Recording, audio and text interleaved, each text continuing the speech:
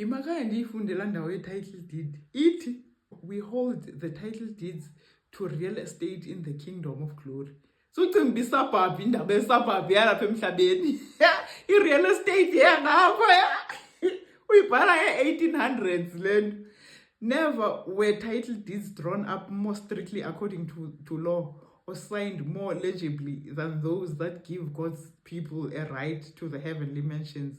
Let not your heart be troubled. Christ says, ye believe in God, believe it also in me. In my Father's house are many mansions. If you were not so, I would have told you. I go to prepare a place for you, and if I go to prepare a place for you, I will come again and receive you unto myself. Ukuze apho ndikhona mna nibe khona nami. Atsho uJohn 14. Kuthiwa zibhaliwe. Yiza sifunde nale ethi inauguration. Before sifike kwezi zindlu kuzaba ku-inauguration. Uthi xa ebhale apha, those who enter the city of God will have the golden crowns placed upon their heads. That will be a joyful scene that none of us can afford to miss. We shall cast our crowns at the feet of Jesus, and again we will give him the glory and praise his holy name. Athi 2 Timothy 4 verse 7 and 8. I have fought the good fight, I have finished the race, I have kept the faith. Now there is in store for me the crown of righteousness, which the Lord, the righteous judge, will award to me on that day, and not only to me, but also to all who have longed for his appearing. That's inauguration, guys. Zininzi ivesi ezichaza into yoba we will be crowned. We will be crowned.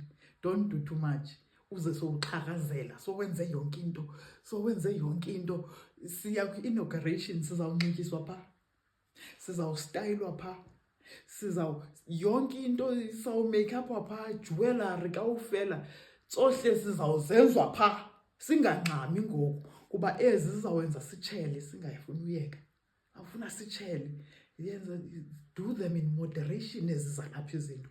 Uthi nje, ewe ndiyayazi uba ke abantu sikwi-environment ezingafani, nasemisebenzini engafani, i-requirement ye-dress code ithi abantu mabajonge ngendlela ethile. But khumbula into yoba wena ungowalapha, uye ungayi ngamandla, ube ngcathu, ungayi ngamandla, ungayibanga amandla ezintweni caba uphambili kakhulu kwifashion or usemva kakhulu. Yiba lapha nje emidlini kamandi, ungabi ngumuntu too much macala in both ends. Yiba lapha in the middle kamnandi, so that naxa kuthiwa yiyeka into ethile ungabe utsalwa kwi-front line, okanye kuthiwa ke keep up ube utsalwa kwi-back line.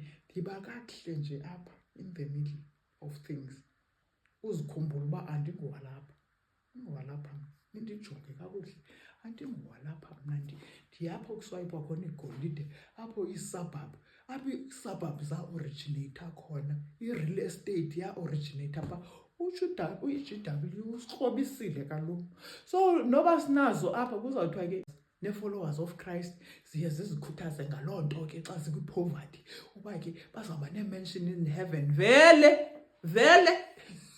sizawuba nazo phaa, kubhaliwe. Utsho uJohn 14 nje, kubhaliwe bathi bazawuba ne-mansion in heaven. Vele kubhaliwe. Andithi sesibonile phayana kwi-expose ye-Altian Childs uba abantu bakhonza uSathane. Nathi sikhonza uYesu, sizawuya phaya ezindlini zethu ne-inauguration yethu ngaphayana. Vele